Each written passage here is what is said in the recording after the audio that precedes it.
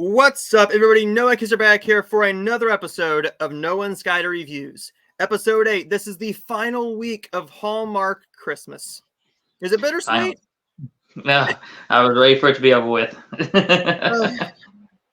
We're not saying there wasn't good movies, as you will see in the very in the very last half of this podcast. This is going to be a shorter podcast because we're not going to cover everything, but next week it'll probably be a little bit of a longer one. Because next week we will be covering our best and worst of 2023, along with probably a couple of movies.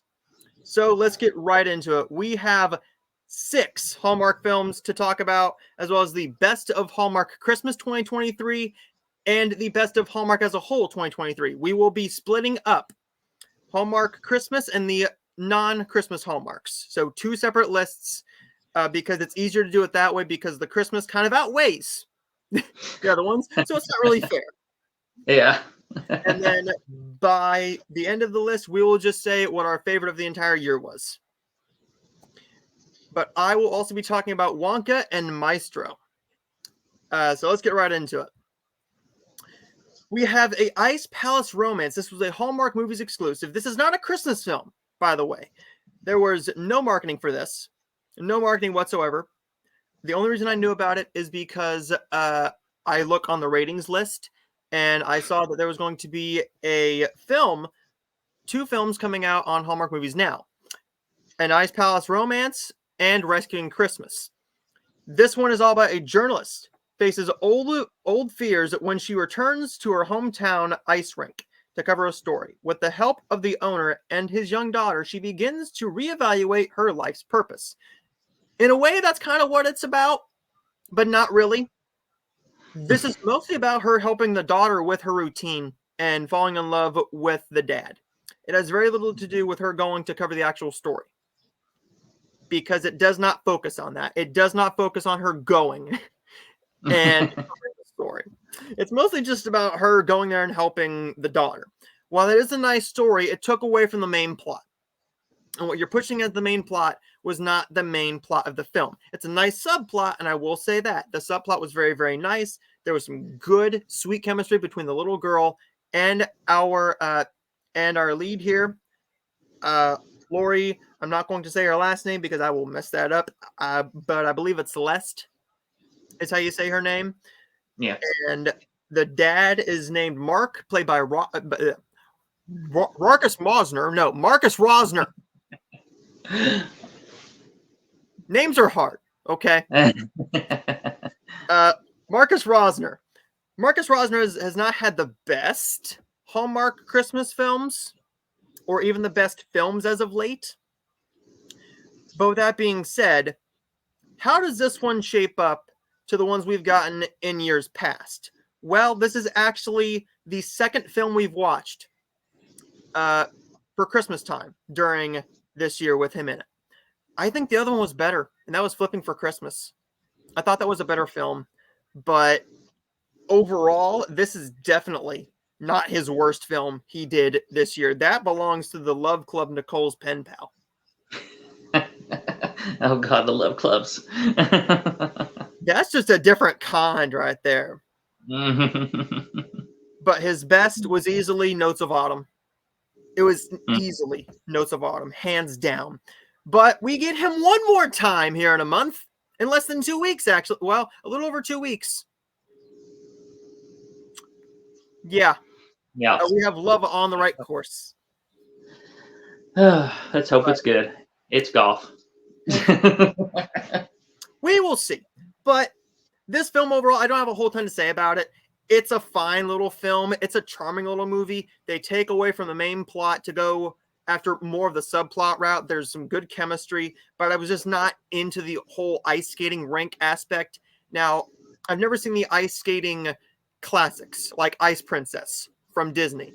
I have never seen Ice Castles from the 1980s. But I do really enjoy watching it during the Olympics. But and I heard that actually is a fan of Ice Castles. She couldn't believe he hadn't saw Ice Princess, and she was over here making some shocked noises. Well, then I guess that gives me January movies to watch, doesn't it, Ashley? I'm looking at you, but I'm not looking at you. Just like before the end of December, I have to watch The Family Stone again. But maybe we'll cover that next week. An Ice Palace Romance was a nice little story. It's definitely the weaker one of the Hallmark Christmas movies now films, but it's definitely not as bad as their last ones. Oh my lord, the ones they've done before were, dare I say, almost god-awful. Yeah. So what were your thoughts on this film? And then we'll go into the other ones. Well, this was my favorite one of the weekend. I'm not saying a ton because it wasn't like a 5 out of 5 or nothing. But I think you watched it with me, didn't you, honey? What? Ice Palace Romance or whatever, this ice skating one. Yeah. She watched it with me, which she's into the ice skating movies way more than me. She loves Cutting Edge. She loves Ice Princess, all that. I haven't seen Cutting Edge either. Gonna give her a heart attack over here. But I enjoyed it for what it was. I think they, like you said, they didn't focus on her reporting on the ice castle, itself. I don't think they focused enough on Marcus trying to save the palace. And I didn't like the ending very well. I felt like it felt more like a Scooby-Doo kind of ending when he got caught. In a way, I felt like I was ready for him to, say the classic line they always say when they catch the bad guy at the end. Just because the way he... I would have got away with it too if it wasn't for your meddling kids and that dumb dog. Yeah. He just had that, like, the way his body motion, body language was saying, and the look on his face, he just gave off that vibe when he got caught. But I really I like the side couple we had in this. I wish they could have done a little more to build them, but I did like the side couple. And I did like the chemistry and what they did with the daughter and Celeste and Marcus. I thought, they done decent with building their chemistry and relationship. But I still ended up giving this a 3.5. I think for me, it was the best of the weekend. But like I said, that's not saying a ton because this wasn't a great weekend of Hallmark films for me anyways. Originally, I went with a 2 for this one, but I think I could bump that up to a 2.5 if I wanted to. Because it's not one of the worst of the entire year, because we've had worse films than this that have bored me. And I'm not saying that this film didn't bore me, because it did. But there's redeeming elements to it that make it a better film than some others. But let's get right into Heaven Down Here. This one you were nervous about. You were very nervous about this one. Oh, yeah. 4 people find themselves stranded in a local diner on Christmas Eve amid a snowstorm. That's what the movie's about. But there's also intermingling stories that we have. So different subplots with each character in this diner. Yeah. What really did not work for me is Richard Harmon. Okay. Richard Harmon is a guy who, it's not that he's a bad actor. I just don't think he gives the right expressions in these films. I don't think he gives enough to this, because he had a film, Game, Set, Love, last year with the fabulous Davida Williams. Beautiful. She gave everything to that performance. I personally did not feel the chemistry between those two. Was it a fun film? Yeah. This film was not all that fun. The stories were too much. It started to become too overbearing with each story, and they didn't connect them enough. It was more of, this story is here. Okay, on to the next one. While there's legit chemistry between our group, they try and build something that just doesn't work. They try and build a sort of a romance that doesn't work. There's no chemistry romantically in this film. It's just a overstuffed film that I could have done without a couple of these characters. And I didn't care for the twist that we got at the very end. I know it made some people cry. I get it. It's going to hit people in different ways, but that's with any film. This film did not work for me. And I'm not saying that because it's a religious film. I am religious. I'm a Christian. I don't have an issue with a religious film as long as it's done well. Heck, we just had one this year with Jesus Revolution, which I thought was way better than it looked from the freaking trailers. It looked way better. And with Journey to Bethlehem, that was so much fun. It shouldn't have been that good, but it was. But here's my quick thoughts on it. What do you think about Heaven Down Here? You know, thankfully it wasn't overly preachy. Mhm. You know, with the preacher being in it, that was one of my worries. That it was going to be he was going to be quoting the Bible every 5 seconds. But I didn't care for it that much. I thought the twist was too obvious. I think it should have been something that she should have saw right away with the twist. I didn't like Harmon at all in this. He's a very bland and stale character or actor for me in everything I've seen him in so far. And I don't really think they gave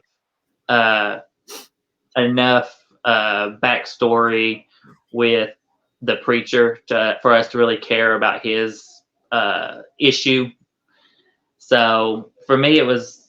Let me see look what I gave it because make sure I said it right. I gave this one a 2.5 out of 5. It was just middle of the road. That's higher than I expected to give it, but still not good. Didn't enjoy it. I am not much higher than you. I'm at a 3. Now, I will say the thing I've liked Richard Harmon in the most is that little horror movie that we need a DVD release of. Please, Paramount. It's called Margot. That one, yes. He was in. He wasn't in it a lot. He was more of a side character, but I thought that was a decent little horror movie from last year, and I really enjoyed that one way more than I thought I would. Give that film a watch if you want to see him give a fun performance, because he's giving a bit more in it, because he's supposed to be playing a jerk, and yes, he's supposed to be playing a jerk in his 2 Hallmark films, but they were just too. His characters weren't written well. He didn't give enough to the character, make you feel for the character and make you connect with him. Yeah, but this one he just kind of felt there in this one, and that I really didn't understand why he was actually there. I can't remember what he even said, why he came back to the thing, because I'm like, what? Next up, we have The Secret Gift of Christmas. Jolly Good Christmas 2.0. And now we're on to Seal with the List. No. Okay. In all seriousness, guys, we're going to go into The Secret Gift of Christmas with Christopher Russell. Bonnie is a personal shopper who helps her new widowed client, Patrick, reconnect with his young daughter. Though Bonnie and Patrick's ideas of shopping couldn't be more different, she's determined to get Patrick and his daughter everything on their wish list. What do I say here? Watch Jolly Good Christmas. It's better. For me, anyways. I gave the thing a higher score. I gave that movie a higher score, but I was generous last year and I gave that one a 3. Mm-hmm.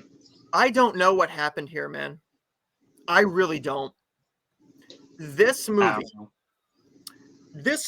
connects 2 of our, pretty much our biggest duo. All you're missing is Cindy Busby here. This is Christy Will and Christopher Russell. Christy Will Wolf and Christopher Russell have done, let's see, that's 1, 2, 3, 4, 5, 6, 7, 8 or more films together. And this is by far the weakest one that they have done. And this is by far the weakest one that I think that Christopher Russell has ever been in. I think this is his weakest one. But this is not as good as it should have been.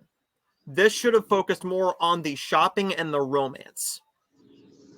Because they don't focus on her going to buy the gifts. All of a sudden, she just has gifts. Yeah.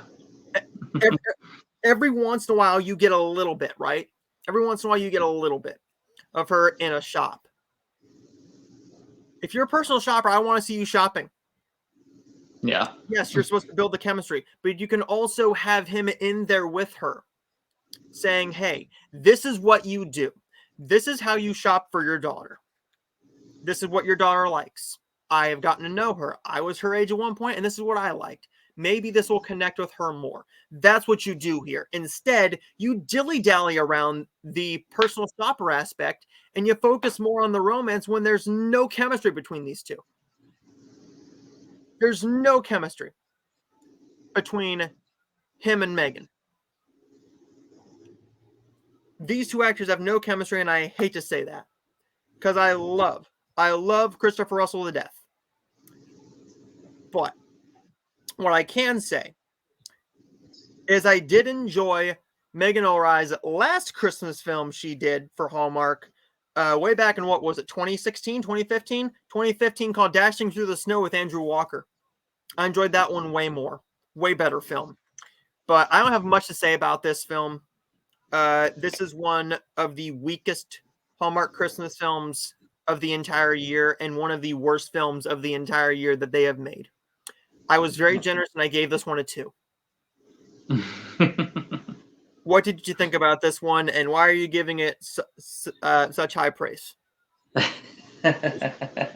Well, when a film makes me want to rewatch Jolly Good Christmas to actually see a little bit better of a story used with this kind of a aspect to it, that's a bad thing. This was my worst one for the weekend.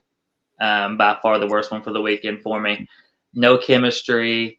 Story just was boring. I actually forgot what the story was even supposed to be about partway through the movie because I'm thinking, what are we supposed to be doing in this again? I can't remember. And then oh yeah, she's shopping. Like, I can go to Walmart and watch people shop. Yeah. I don't need to sit there and but they didn't do anything. The drama towards the end felt forced and unneeded. The singing scene they did, Lord have mercy. I guess that was their way of building some chemistry between them, but it didn't work. I was texting you. And I'm like, why must they sing? Why are they singing? Yeah, I don't know. I didn't understand it. I guess they're trying to build some chemistry that didn't work. But this got a 1 out of 5 for me. Honestly, I can't tell you why I gave it a 1 out of 5. I guess I felt like it deserved it for some reason, but I don't know why. But Chris was good. I mean, yeah. The performances were good, and it was competently shot. It didn't look like a bad film. Like, it wasn't overly dark or overly lit. I mean, it looked like a competently made film. It's just the overall story and the chemistry was not there. Not at all. But yeah, that was not the weakest one of the entire weekend for me. But it's not this one either. This is Sealed with a List. Sealed with a List is all about Carly is determined to get through her list of abandoned resolutions from last year and enlists the help of co-worker Wyatt. Now, is this a Christmas film? Yeah, I think. New Year's. It takes place around Christmas. I mean, this could be in the same type of conversation as, like, say, a Die Hard, right? Yeah. Now, different genres, yeah, but similar aspect. It's a film that takes place around the Christmas holiday, but it's not technically about Christmas. It's not like say the perfect or the secret gift of Christmas, where it's supposed to be about getting the perfect Christmas gift and a personal Yeah. shopper doing that for somebody, or Heaven Down Here. This was a fine little film. I thought that this had some real charm to it. This had one thing in it for me that worked, and that was the good chemistry between Carly and Wyatt. We just saw Evan Roderick earlier this year in Aurora Tea Garden Mysteries Something New. And he plays young Arthur, a young version of Arthur that we've seen throughout all the other films. This is not his Hallmark debut in the romance genre. He has also been in Autumn in the City, A Tale of Two Christmases, and of course the Aurora, but he's also was a smaller part in a Garage Sale Mysteries, which I haven't seen yet. This is by far his best film, I think. Autumn in the City is not a great film, but it's definitely one that I can see myself rewatching. This one I could see myself enjoying if it's on. This is a pretty solid film. This was not my favorite of the weekend. Okay, I know I believe I said that earlier, but then I started to think about it. What this has going for it is good chemistry, good acting, and a sweet little story. Katie Finley's dress at the very tail end of this film is freaking gorgeous. It is gorgeous. She looked amazing in that. That kiss at the end. Everybody has talked about that kiss. That's probably one of the best kisses I've seen in a Hallmark film in a long time. Now, that's not saying that it's better than the 2 or 3 in, say, Never Been Kissed or The Wedding Cottage or something like that, because those were good kisses as well. Ranking this in the kisses of Hallmark, this is a really, really good one, because we've had some really crap ones. Really, really like, that was a kiss, all right. This one, they really went for it. I got to give them credit. They really went for it, and there was some legit good chemistry with that kiss. But I don't have a whole lot to say besides I had fun with this. I really had fun with this one. Not a great film, but definitely better than the majority of the last weekend's films, and definitely probably the one I enjoyed the most besides To All a Good Night from the past 2 weeks, until we get to one later. But what were your thoughts on Seal with a List? Pretty much. I mean, it was a fine film. I thought the chemistry between Evan and Finley was good, but as we talked about during it, it felt more like a friendship chemistry to me. I didn't feel the romance between them. I loved Finley, though. She was great. I would love to see her in something else, something, you know.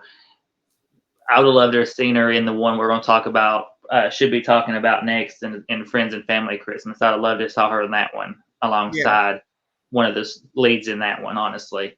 But, the dress was nice. But to me, the Christmas feel, it was just very minimal. She was doing a resolution list. I mean, that right there tells you what kind of film this is going to turn out to be at the end. Yep. So, to me, I would have stuck this more in January, like the very beginning of January, instead of right before Christmas. But that's just me. But I gave this one a 2 out of 5. It had an actress that I really liked and a couple other redeeming qualities, but overall, just an okay film for me. Nothing overly amazing. I went with a 3.5 on this one. I really enjoyed this one. If it's on next year and I see it's on scrolling past, if I have nothing else to watch, I will gladly watch this film again. Now, before we talk about this film, I had the honor of interviewing the writer. I had the great honor of doing an interview, I think about a month ago. And it was Gary Goldstein. Gary Goldstein was a very good interview, awesome guy. Can't wait to talk to him again. This movie, nothing against them as a person, but let's get right into Friends and Family Christmas. Bridget and Amelia, set up by their parents, pretend that they are dating to make their families happy for the holidays. Seen that story 100 times. We've seen that done 100 times, and we've seen it done a lot better 100 times too. Yep. This movie. Now, let's just get this right out the gate, okay? We're not giving this a bad review because it's a lesbian film. No. We're not that type of critic. We watch all sorts of films, okay? In fact, one of our best of the entire, or think one of our best of the entire year for non-Hallmark has a gay couple in it as a main focal point. But we'll get into that in just a couple minutes. But Friends and Family Christmas had no chemistry between these two. There's a decent age gap between these two actresses. And at first you don't notice it. At first you really don't notice it. But you start to notice it more throughout the film. And that's not saying anything awful, okay? It's just something that you notice. And for me, if you're going to set up your daughter with somebody, wouldn't you want it to be around the same age so it could probably work out a little bit better? Yeah. But I really don't know. I don't know what happened here. This movie was boring. I was bored. I was ready for it to be over. The Christmas feel was there, yes. But it was so boring and long and drawn out with no chemistry. No legit feeling towards these two, except for one look. I did enjoy one specific look because there was good chemistry in that one look. But there's written chemistry and there's on-screen chemistry. If you fail at one of those, it does not capitalize on the other. Yeah. You need both. Yeah. To me, there's neither any written chemistry or on-screen chemistry. This was more like a friendship because they were playing it as a friendship the entire freaking way through. And I feel the same way about this one as you did about the Sealed with a List. Yeah. This thing was not that what was a bad film. I'm just going to say that. I don't say that often, but this was a bad film. This was a really bad film. However, the costuming was nice. I enjoyed the acting in this, okay? The acting is good. With the acting being good, that does not mean the chemistry follows. Yeah. And when the chemistry does follow, if the acting is bad, that does not make the acting good. Because you either have chemistry with somebody or you don't. Yeah. And that's in real life too, okay? So, could I see these two as a couple in real life? No. No. Are both actresses really good in this film? They're really, really good. They're really, really good. I enjoyed these two. And I have enjoyed Allie in other films. Allie was also in Three Wise Men and a Baby. She was also in one of the Vineyard films and a bunch of other Hallmark films. This is not her first entry in the Hallmark genre. And neither is for the other girl. I'm not going to try and say her name because names. But Friends and Family Christmas is a easily forgettable and bad Hallmark film that I don't think I'm ever going to watch again. This is one of the weakest films of Hallmark Christmas. And I said this while I was watching it. I told you I was bored and I was ready for the Hallmark Christmas season to be over. Because this is where I start to feel the burnout. When you get mediocre film after mediocre film after mediocre film, the burnout starts to wear on you. Mm-hmm. Normally it hits about Thanksgiving time, and you push through until the end of December to get to the new lineup of films for 2024. Like with me. But this year we also had some good films in December. We Yeah. legit had some good films. The Yeah. burnout started way later. But that does not make me want to rewatch this film. Because there was burnout does not make me want to do that. Because I was starting to feel the burnout was sealed with a list. And I finished that one, and I really enjoyed that one. This one, I finished, and I was like, okay, I'm ready for the final film of Hallmark Christmas, which we will talk about here in just a second. But what did you think about Friends and Family Christmas? So basically, I loved Humberly Gonzalez. I'm assuming that's how you say her name. I thought Yeah. she did great in this. Allie did good, but honestly, I would have replaced Allie with Finley. That's who I would have took out and added Finley in here because they're closer. I feel like they could have had more chemistry. They could have done the story a little bit better with them two together. Mm-hmm. Nothing against them, the age gap thing, but when you're making a story and you make it even more noticeable, the age gap with how their characters are written, Yeah. it just it's too much. You lose the chemistry. You lose the chemistry also because they don't write them to end scenes enough together to really build it because they keep the one character on the go so much. But and then the very end for this movie when we get sort of you want to call it a twist or whatever with at the end, I didn't really like that. I just felt like that was kind of forced in a way, and I didn't really care for that. Yeah.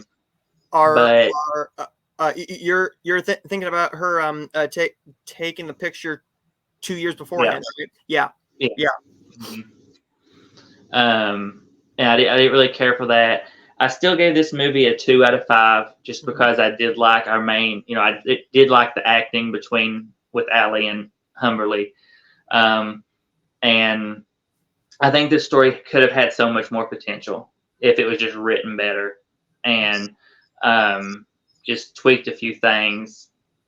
It could have been such a more better film, but unfortunately, it is one of the weakest friends to lovers, if you will, stories that we've had.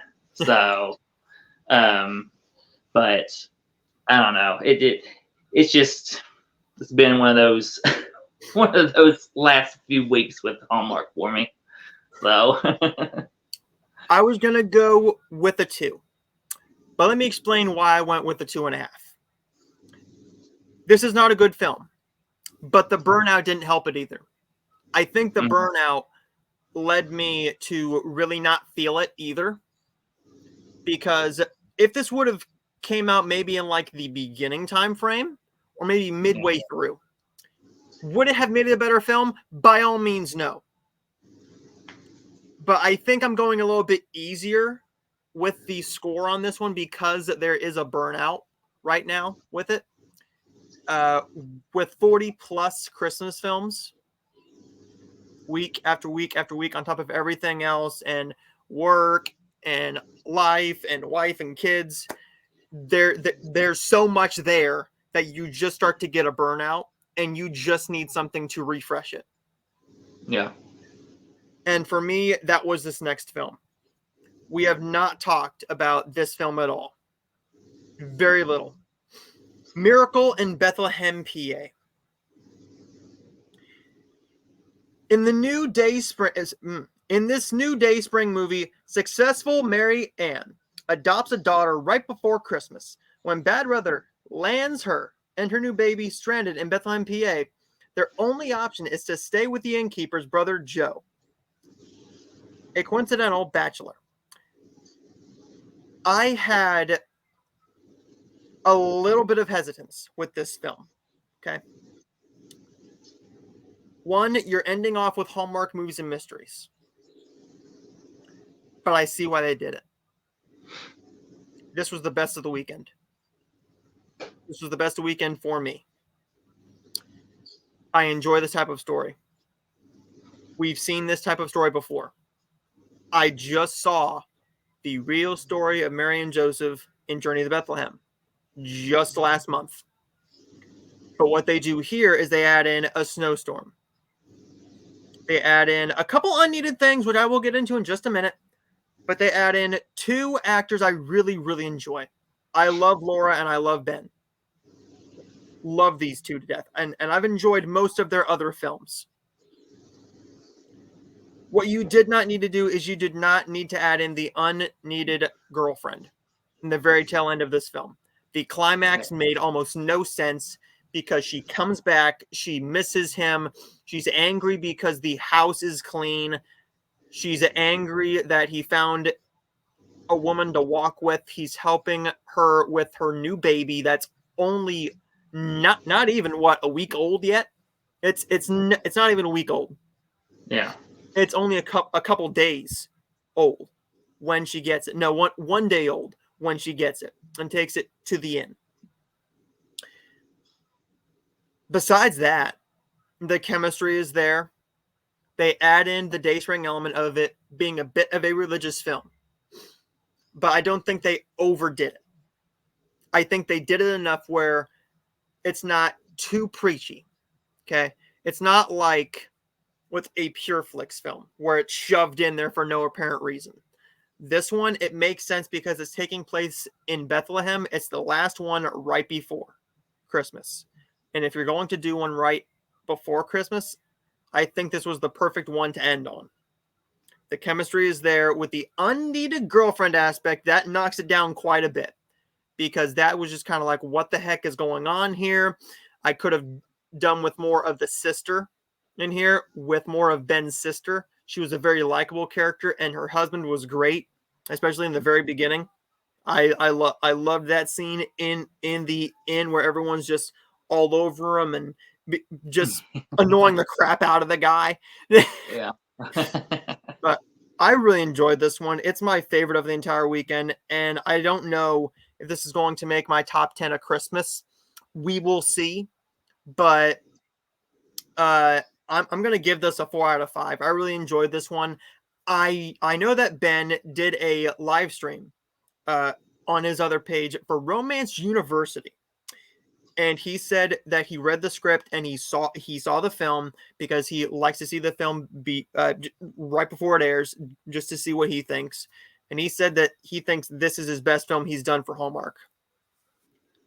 I don't know if I agree, but it's definitely one of the better ones. I will say that. It's definitely one of the better ones and one of the stronger ones he's done.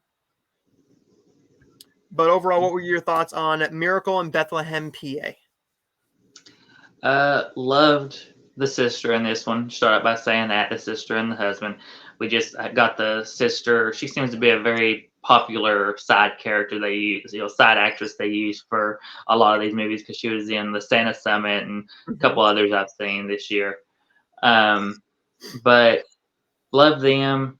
Definitely gives you the Christmas feel, obviously, with the story that it is. I enjoyed Ben. Did not like his hair in this one. I'm used to the more slick back look for him, not the curly mohawk look that he was going with in this one. It looked to me. Didn't like that, but I did like him. Didn't like Laura Vandervoort or what have you say her name. I didn't really care with her in this one. She, to me, her character was just a little too bland, she didn't give enough emotion for me. And story-wise, just not my type of story. Mm-hmm. I told you that when I was watching, I was like, this is not my type of story. Even though it's not preachy, it's still not for me. Mm-hmm. But I didn't let that really drop my score all the way down to like a 1 star or something because of it, because there was still enough there to where I gave this movie a 2.5. Mm-hmm. But it's just I kind of expected it to probably go that route in a way just because of the type that it is. But I definitely understand putting it where they did right before Christmas time. It was definitely a great move to put it right before Christmas. Mm-hmm. But yeah, this isn't one I would watch again because to me it was just kind of there. It was playing on the TV. I was paying attention, but it wasn't anything that was really drawing me in enough to want to say this is a great film. Unless the sister was on the screen, then I got drawn in because I love her. She's hilarious. And she's great. So I wish she had her own film where she actually starred in it. So I think we could get that at some point. I think she might do it if they approach her for it. I think they might, since they use they her really now. need to. Yeah. But and Ashley was reading. No, she was watching it with me. Oh, she watched it. This one, she took a break from her book. Yeah, she watched this one and she said it was fine. She said she definitely the story just wasn't for her as well. It just wasn't her type of story. So we're kind of in the same boat on this one. But there's the end of Hallmark Christmas, guys. Yes, thank you. But we're not quite done with Hallmark Christmas yet. Oh, no, you're not. No, we're not. Nope. We have the top 10 best Hallmark Christmas movies of 2023 and the top 10 non-Hallmark Christmas movies of 2023. But do you want me to do Wonka and Maestro first, or do you want to do the lists first? You can do Wonka and Maestro first. All right. Do the list last. Wonka. Let me say this first, all right? When this film was announced, what did I tell you? Best film of the year for you. And why was it going to be the best film of the year?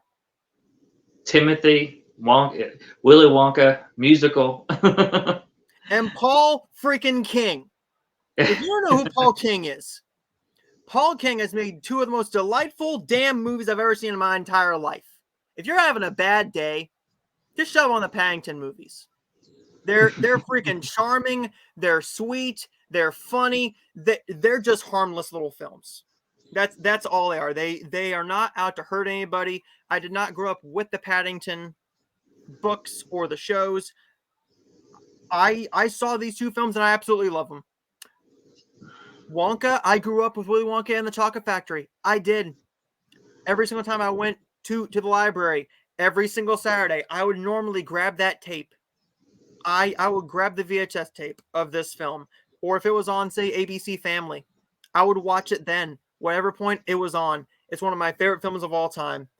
I'm a big fan of Charlie and the Chocolate Factory as well. I think it's a darker take on it, and I like the aspect that they had in there with Johnny Depp's Wonka as a kid. I enjoy all that. It's super weird. This film is a prequel to the Gene Wilder film. This is all about Willy Wonka, chock full of ideas and determined to change the world, one delectable bite at a time, is proof that the best things in life begin with a dream, and if you're lucky enough to meet Willy Wonka, anything is possible. Timothée Chalamet is the best actor working today consistently. He's not my favorite actor of all time. That is Leonardo DiCaprio. He's my favorite actor of all time. Timothée Chalamet is at least in my top 10. I love this dude. I've been championing him for a long, long time. I loved him in Bones and All. And if you know me, Bones and All was not a film made for me. If anybody was not going to like that film, it was going to be me. I'm not a cannibal fan. I don't like a cannibal film. This film worked. I loved him in Little Women. I loved him in Lady Bird. He was fantastic in Call Me By Your Name. This dude can do no wrong. I have not seen The King yet. There's a couple films of his I still haven't seen yet. One of them is The King. There might be another one. But Wonka, this is the best film of the freaking year. It made me smile. The songs were great. And Timothée Chalamet gave the right performance to not overshadow Gene Wilder. Play a younger version of that Wonka. His connection with a little girl named Noodle in this, so sweet. You have a feel of sort of a Matilda in here a little bit with Noodle and her caretaker, played by the obviously always great Miss Olivia Colman. Fantastic. Keegan-Michael Key, wait till you see this film, man. You're going to get a good laugh out of this because he plays a role where it's so funny. He's so great. I don't see anybody not liking this film. Even if this is a 3 out of 5, okay? Even if this is a 3 out of 5 for anybody. These songs are catchy. They have the references in there, but it's not overpowering with the references. And Hugh Grant was in here enough to give you enough of an Oompa Loompa. Does it really stray away from the original story? Yes, because in the original Willy Wonka and the Chocolate Factory film, what does Willy Wonka say? In Loompa Land, he invited all the Oompa Loompas to come and work at a chocolate factory. In this film, that does not happen. In this film, the Oompa Loompa is after Willy Wonka because he stole the cocoa beans. Willy Wonka stole these beans from him to make his chocolate. And now he is going to be after him until he pays his dues back. I liked that. I enjoyed that. Could have used a little bit more? Yeah, but that's a tiny nitpick. Could I have used more of a Hugh Grant as a Oompa Loompa? Yes, but he hated making this freaking film, and he said that. He says he hated making this film, but I love this movie to death. I could nitpick, no problem. But I knew, as soon as this thing was even announced, before there was a poster, before there was a trailer, before there was even a freaking synopsis, this movie was announced. I'm like, this is going to be the best film of the entire year whenever the heck this thing comes out, and I was right for me. This film struck a chord with me. It's the best film of the year, and it's not moving off that list. I love this movie. 5 out of 5 stars. A+. Now, for you guys, if you're not a fan of Willy Wonka, if you're not a fan of a musical, what they did here is they hid the musical aspect to it. They did. They hid the musical aspect. But there's not a lot of songs in here. There's not a ton of songs. There are songs in here, but a couple of them repeat. A couple of them are some reprises from the original film, like Oompa Loompa Doopity Doo and Pure Imagination. But they also give you very nice visuals with the chocolate, good CGI, fantastic costume design. Is this going to be up for any Oscars? By all means, no. It's not going to be up for any Oscars, but I loved Wonka to death. Next up is Maestro. This film will be up for awards. Is it deserving of them? Let's go right into that very, very quickly. A portrait of Leonard Bernstein's singular charisma and passion for music as he rose to fame as America's first native-born, world-renowned conductor. All along following his ambition to compass both symphonic and popular Broadway works. That's kind of what it's about, but it's more about his relationship with his wife, played by Carey Mulligan, named Felicia. This film was fine. It's a good little film. It's overly long at 2 hours and 11 minutes. I was enjoying it for the first 40 minutes to an hour. And then once we get to him being the older version of Leonard Bernstein, it starts to drag and it slows and it just goes at a snail's pace by that point. Carey Mulligan is fantastic in this film, but that's not saying much. Carey Mulligan's always great. Whether she is in A Promising Young Woman or A Drive, she's also great in Saltburn, which I will not get into because I did just watch that today. She's great in Saltburn. Everything I've seen her in, I really enjoy. Bradley Cooper deserves this nomination for one. What he did here is he did some method acting. It took him 6 years to learn how to conduct an entire orchestra just to play Leonard Bernstein. That's method acting. That's taking a role seriously, and I respect that man for doing it. His way of direction in this film, of positioning the camera and directing the camera, is fantastic. He is great in this film, and the cinematography is great, as is the makeup here. But it's just a slower film that I did not love, and I wanted to. I wanted this to be one of my best of the entire year. But if this would have been a little bit shorter, this easily could have been one of the best of the year. It just grinds to a screeching halt, and it just moves at a snail's pace halfway through.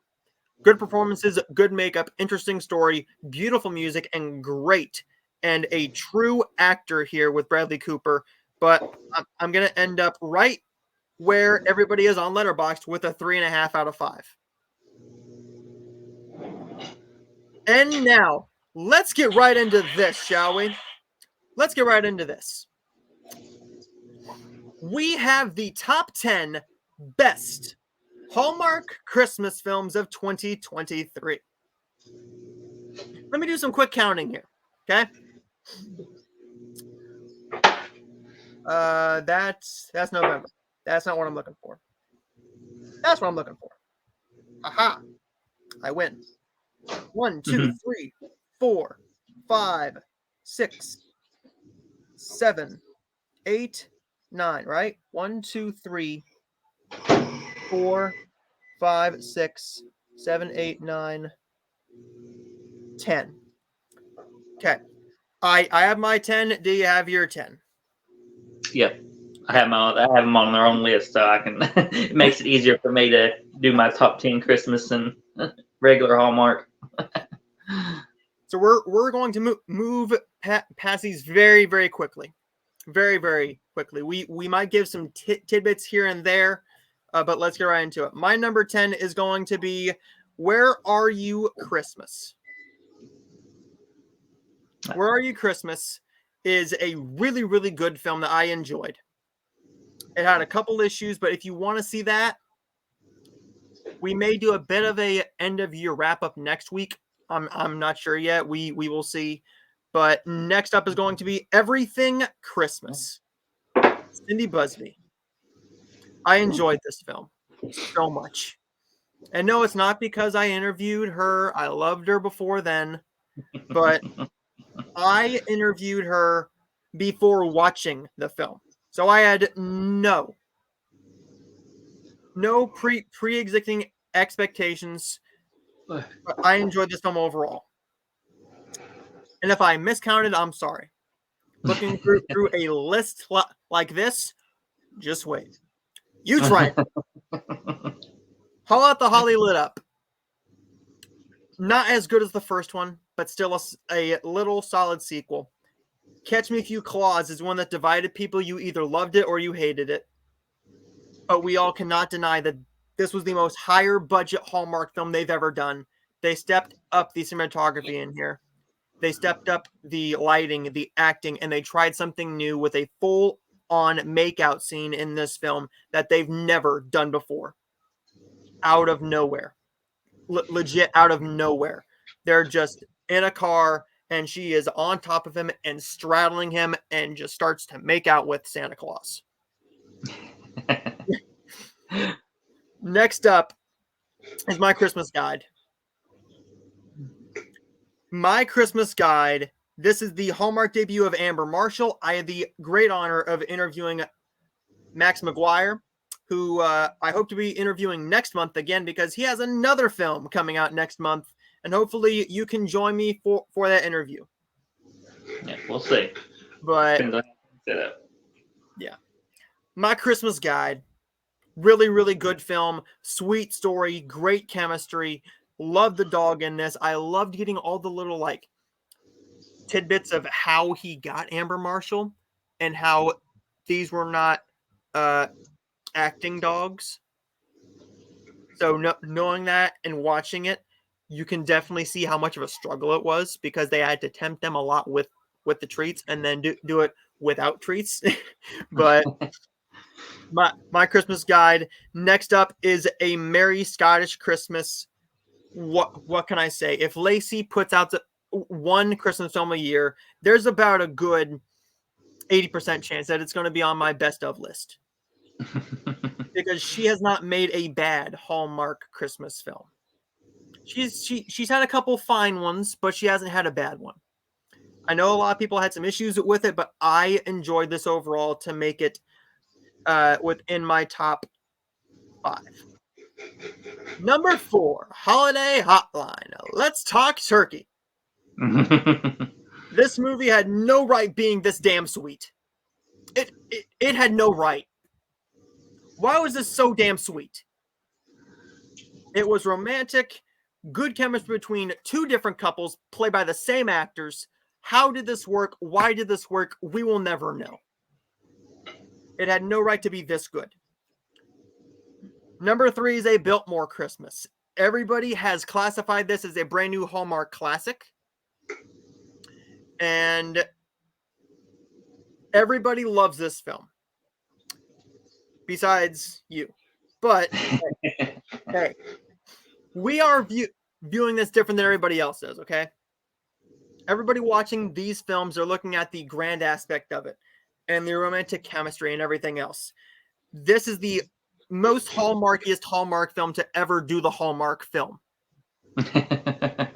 But on a grand scale with a massive budget in Biltmore, on the Biltmore estate, I loved this movie.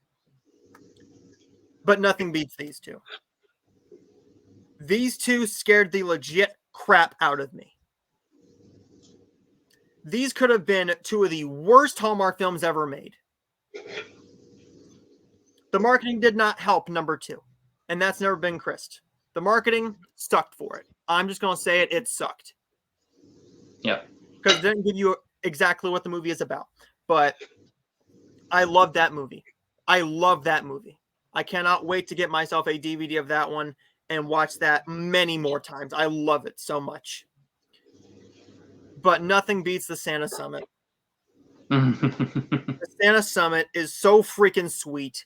It is so funny. I love Hunter King. I love Hunter King. Come on. Who doesn't love Hunter King? My wife. And that's why I was saying Hunter King so much, because I knew she'd say something. I knew it. I knew it. Yeah. I knew it. Now, it's not that she doesn't like her as an actress. It's just we talk about her a lot because we love her as an actress so much. We say her name so much. So, but there's my top 10 of 2023 for Hallmark Christmas movies. And what is your top 10 Hallmark Christmas films? And how many do we have the same? 4, 5. Until probably about 6 is the same. 6 of ours are the same on this list. Mm-hmm. So my number 10 was To All a Good Night. For me, the film worked. I enjoyed the chemistry. I thought just it flowed perfectly for me. Really enjoyed it. Next is Round and Round, one a lot of people either didn't like, didn't care to watch right away, whatever it may be, but I enjoyed it. Chemistry for me was great. Next was Rescuing Christmas. Surprising because I really didn't know much about it. It was on that Hallmark Movies Now, so very surprising for that one, but I enjoyed it quite a bit. A Merry Scottish Christmas comes in next. I would have figured Hot Out the Holly Lit Up would be of my top 10, but nope. Those Jolly Johnsons just dropped it too low for me for it to be in my top 10. After that, you got Where Are You Christmas? Just a very good surprise film for me. Then My Christmas Guide comes after that. Really enjoyed that. Then you get to Never Been Kissed, the one that I will still say Tyler Hines didn't need to be a part of, but still glad to at least seen. And then you have the Santa Summit. Won't say no more about that one. Hunter King!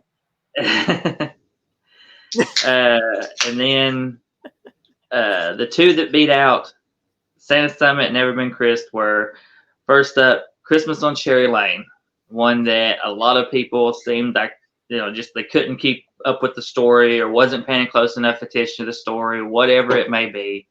It worked for me. I loved both Jonathan Bennett's story and Aaron and John Brotherton's story. It worked for me. And my number one was Holiday Hotline. Loved it. Laughed all the way through. Had a big smile on my face all the way through it. Nothing beat that one for this Christmas season. Do you have any honorable mentions that you would like to give a little bit of love to? The Three Wise Men, baby. No, that's last year. That's last year. I would say if I was to do two honorable mentions, it would be A World Record Christmas and A Season for Family. That'd be mine. World Record Christmas. I cried like a baby. I think both of those stories were really, really well done, really good, very, very sweet. Just didn't quite crack my top 10. They just a few more better that I liked more than them, but yeah, those would be my two honorable mentions. I have to give an honorable mention to A World Record one as well. I loved that movie. It was so good. I have to give a little bit more to Miss Christmas Comes to Town, not only because they're directed by my friend Jason, but he knows that I will judge a movie fairly based on all its merit, regardless if I know that you made it or not. Yeah. But I have to bring up My Norwegian Holiday. You either love it or you hate it. Don't make me so sad again. Hey, you gave a star for Rhiannon Fish, so you got her. Be happy you got her this Christmas season. That's all I had going for it, though. Nobody. You have me, and that's it. Shut up. A Season for Family was a sweet little story, but Holiday Road, To All a Good Night, Navigating Christmas, Christmas Island, Flipping for Christmas, and A Heidelberg Holiday are the ones that I would really like to bring up because those ones got very little love, I think. Navigating Christmas is a film I had no expectations for, and it beat me. It got me way more than I thought it would, but Mr. Christmas and Rescuing Christmas are definitely the other two I would like to bring up, but let's get right into the top 10 best Hallmark movies of 2023. These are the non-Christmas films. And do you want to do some honorable mentions first, or do you want to do the top 10? We can just do it the same way we did the last one. Just do the top 10, and we can do the honorable mentions. Okay.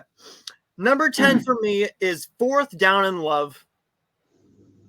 I loved this movie so much. This gave me football. It gave me two great performances, legit chemistry. I really enjoyed this film overall. Does it have a couple issues? Yes. However, you were more excited about this one than I was. Number 9 is Making Waves. Making Waves, I thought the trailer did nothing.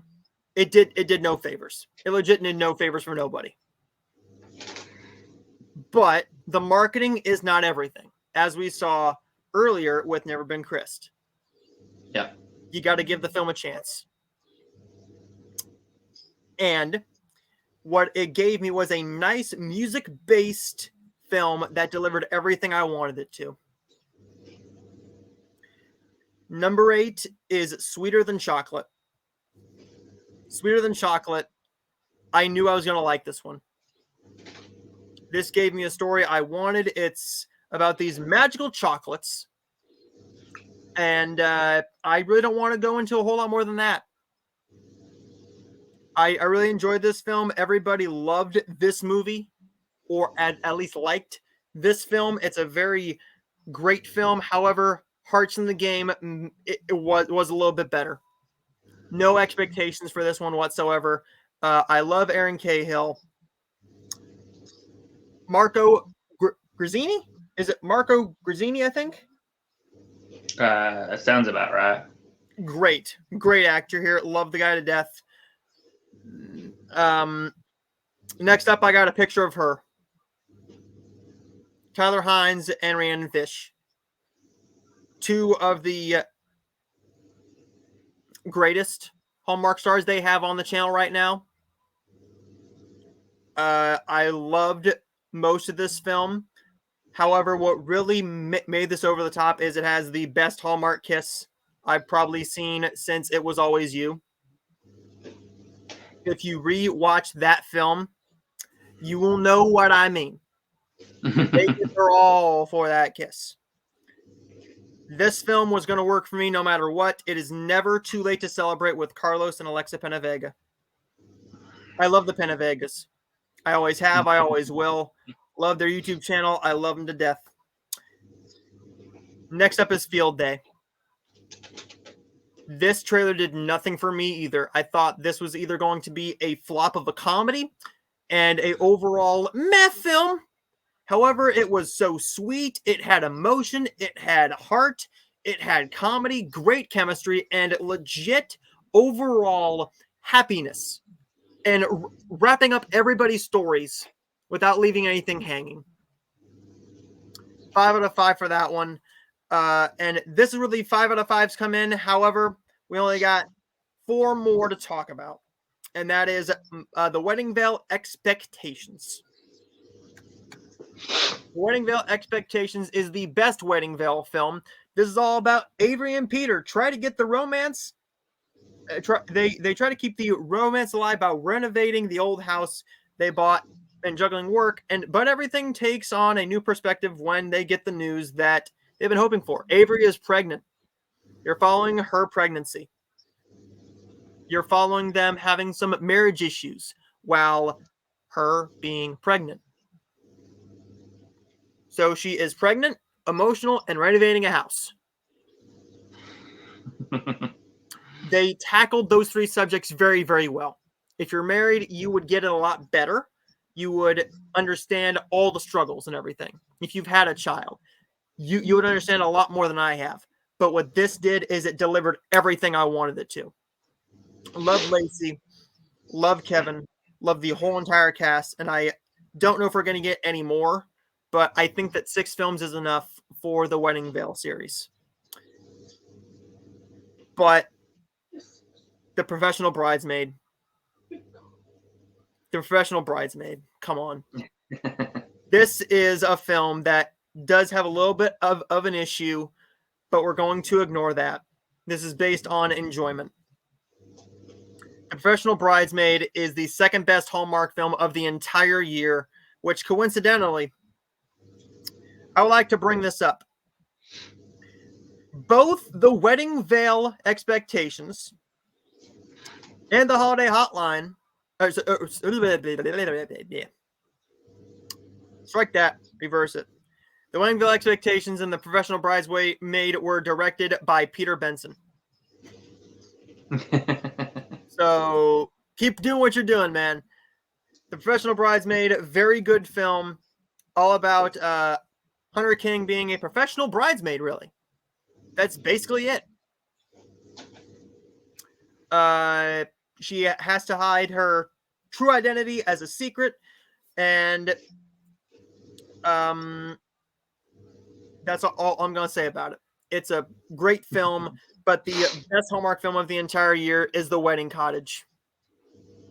The Wedding Cottage with Aaron Krakow and Brendan Penny. If you would have told me that this was going to be the best one of the year, I probably would have laughed at you a little bit. I probably would have laughed at you. But this is the best film they have done in years for non-Hallmark. Now, I do have some honorable mentions that are also very, very good, but we will get into those after your list. So my favorite is The Wedding Cottage, but over all of Hallmark, it is going to be the Santa Summit, Never Been Chris, The Wedding Cottage, and A Biltmore Christmas, with The Professional Bridesmaid as my top 5 of the entire year. What are your top 10 non-Hallmark Christmas films of 2023? So first off at number 10 was Notes of Autumn. Really enjoyed that one quite a bit. Very shocked how much I enjoyed that one, honestly. Then came 3 bed, 2 bath, 1 ghost. Mhm. I know you wasn't as crazy about that one as I was, but I enjoyed it quite a bit. And then the one that really shocked me for this year was Retreat to You, one that I know you weren't, again, a huge favorite of, but I really enjoyed that one. And then we got 2 mystery ones with Family History Mysteries, Very Past, and then The Cases of Mystery Lane, both cracking my top 10. And then Making Waves comes in after those. Just a very fun one that I thoroughly enjoyed. And then for my last 4, I have The Wedding Cottage, The Professional Bridesmaid, A Picture of Her, and then Field Day. Somehow Field Day managed to beat out both Rhiannon, Tyler, and Hunter. But hey, it can happen once in a while. Now, you brought up Notes of Autumn and 3 bed, 2 bath, 1 ghost, as well as Family History Mysteries, Very Past, and The Cases of Mystery Lane. Those are actually in my honorable mentions. So my honorable mentions are going to be those 4 films: Notes of Autumn, Family History Mysteries, Buried Past, The Cases of Mystery Lane, Come Fly With Me, 3 bed, 2 bath, 1 ghost, The Dancing Detective, Deadly Tango, and Guiding Emily. Guiding Emily is a very sweet story, but I think that the other dog blind film, My Christmas Guide, was just that much better. Yeah. Not saying that it's a bad film, because it's not. I gave it a very positive score, and I really enjoy that movie. But it's just an honorable mention, and there is my honorable mentions. But definitely, we're not far off. We are not far off here. We would have your honorable mentions would be in my top 15. Yeah. So, what are your honorable mentions? So Hearts in the Game is one of my honorable mentions. It just barely missed the top 10. And then the 2 Curious Caterer movies that we got this year.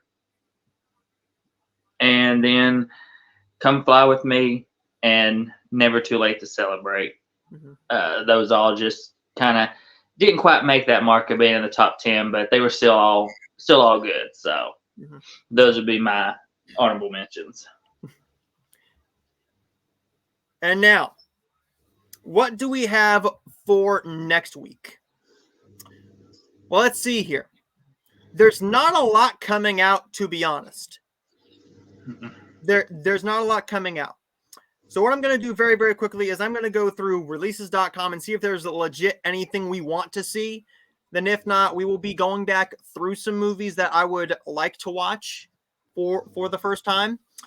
And then for this year. But let me see. If the page would come up, that'd be amazing. I don't know. Okay, here we go. So this week, I will be going to see Migration. However, we may have to space out the show until the very beginning of January, okay? So we may have to hold out the show a little bit, and we may have to do like a news show or like a review show of some kind next week before we get to the best of the year. But it kind of just depends, because I will be seeing Migration in theaters this week, as well as Aquaman next weekend. Because my theater is not getting Aquaman this weekend. We are getting Migration, and then we are getting rid of Wonka next weekend for Aquaman. But this week, there's a lot of stuff coming to theaters. And I mean a lot of stuff coming to theaters. But we will also be covering The Holdovers. The Holdovers is going to be on Peacock December 29th. But I've already seen it, and you are going to watch it at some point before we do the next show. Now, this does not count to me as a December film. This is going to count as a January film because that's when it opens wide. Wide on Netflix. It's going to be Good Grief. Yeah. So we will cover that one in January, but right now it doesn't look like there's a lot coming out over the next week or so that we need to cover next week. But I would like to go over a couple films that you might have seen that you think I might enjoy, or maybe ones that you could watch to see if they crack your top 10, top 15, or 20 or something. So I made a list of 12 to 13 films that I would like to watch before the end of the year. And on that list is Champions, Shazam! Fury of the Gods, Dungeons and Dragons: Honor Among Thieves, Are You There, God? It's Me, Margaret, Air, Chevalier, The Machine, The Flash, Elemental, Gran Turismo, Teenage Mutant Ninja Turtles: Mutant Mayhem, A Haunting in Venice, and Leave the World Behind. However, I also have a couple more films on Vudu to get to. So next week, I will be covering What Happens Later. That's that new rom-com with Meg Ryan and David Duchovny. Also, I believe written and directed by Meg Ryan. And I also rented Anatomy of a Fall. This film, I've heard it's amazing. I've heard great things since basically Sundance last year. Wherever this movie premiered, I've heard nothing but great things about it. Nothing but great things. And I really wanted to see it. But I also have Urkel Saves Santa, the movie, Daddy-Daughter Trip, Glisten and the Merry Mission, and How to Ruin the Holidays.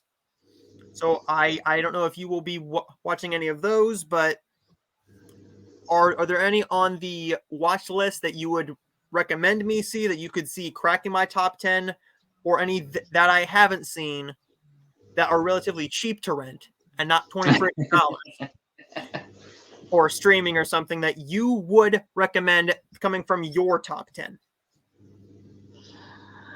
Oh, Lord.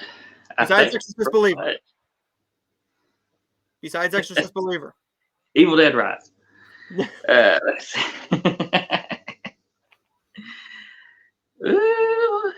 Oh, I think a lot of my top 10, most of them we've both seen already. I mean, there's not much really other than Evil Dead and Exorcist Believer that you've not seen yet off of my top of the year list. Because I know you're not going to watch Malum or anything like that. Good. Could always do When Evil Lurks. Everybody loves that one. That's zombies. The one I would most likely do out of that would probably be the Evil Dead Rise. That would probably be the one that I would do out of all of them. To be completely honest with you. Yeah. And the ones in my top 10, you're not able to watch Wonka yet. And I know you're not going to watch Killers of the Flower Moon or Oppenheimer because of those run times. Yeah. But pretty much everything else you've seen, besides a Mission Impossible, Dead Reckoning Part 1. But pretty much everything else you've seen, and we might do like a top 20 just to make it a longer show for the best and worst of the year. But to me, this has been a pretty damn good year. Been good for me. Yeah, way better. Way better. Now, next week, we will not only be doing that, but we will be also covering the best and, well, whenever we do our best of show, we will be doing our best and worst of a horror, comedy, and what we think is the best film of the entire year. Now, this is not going to be based on anything else other than pure enjoyment. Not the filmmaking, not this, not that, not the other things. This is just what we enjoyed the most. And we're going to have some major disagreements on a couple of them, I think, but we've spoke about those enough. But we will just go into those lists and just see what happens. But out of everything off of my list that you have not seen, I think you would enjoy Wonka the most. But I think the best film that you would enjoy if the run times weren't 3.5 hours and 3 hours would be Killers of the Flower Moon and Oppenheimer. If they weren't that long, I think you'd really enjoy them. Yeah. Now, Evil Dead Rise, we'll see. Okay, we will see. I did talk to me. That was a step. That was a step because at the beginning of this year, how many horror films would you say I would have watched? 3? Yeah, I would say not many.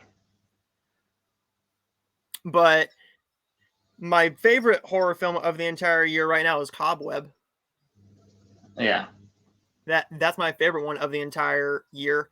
But we will see if I do Evil Dead Rise. I will see what happens. Okay. we will see when I wake up in the mornings on my day off or something, and before we do that show. But we will see.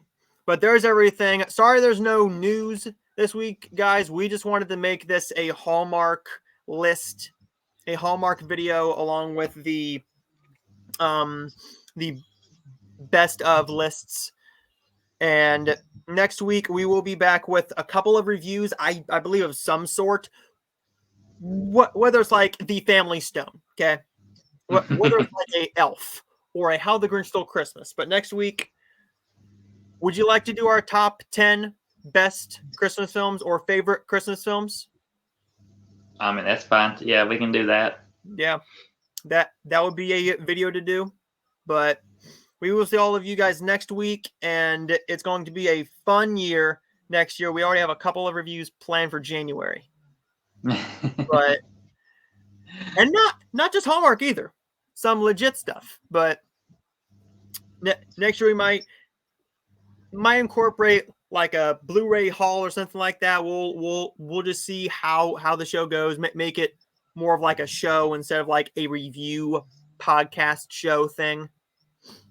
Yeah, we'll have to definitely do something during February because I'm not really going to be watching the February Hallmarks. Yeah, but we might as well just say it now.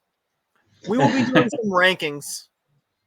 We're going to be doing some rankings. When we don't have a whole lot of reviews, if we don't watch the same stuff, then we will be doing some rankings of, say, like horror franchises or our favorite comedies or our top 5 films from this actor.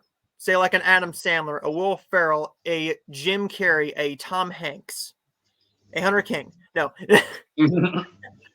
But we will definitely be doing some rankings and going from there. But there you go, everybody. There's the show for this week. Tell everybody where they can find you on YouTube. That's it. Scottie and Ashley Johnson. Find us there and mostly see my face. And you can see me right here on this YouTube channel. And we will have a podcast of some kind every single week. Hopefully there's some news. We will just see. But next week is going to be a bit of a random show, I think. Mm-hmm. And then the week after that, best and worst of 2023. So there you go, everybody. And we will solve you guys next time.